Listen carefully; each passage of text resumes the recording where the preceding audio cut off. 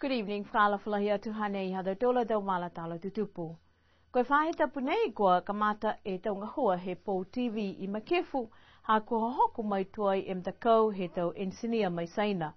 Koe mtakau nei hoko mai pauaki ke whakamaumau mai whakafou, whaluwala ke Pau whana ne whakatupe mai whakatufo ke whakatufonu ha saina. Koe tau le kua nei tutupu he molea e tolu mahina kwa moli, ha koe tau matangi malolo.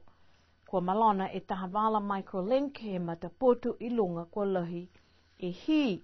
Kua fuafua ke ue mahina ke ngā hua ke ai moe ala minakini ke liwa ke tau whakaholoanga TV ke he tuanga hanga mitaki ke mai ke o se tau tanga te motu ke kisi ke he TV.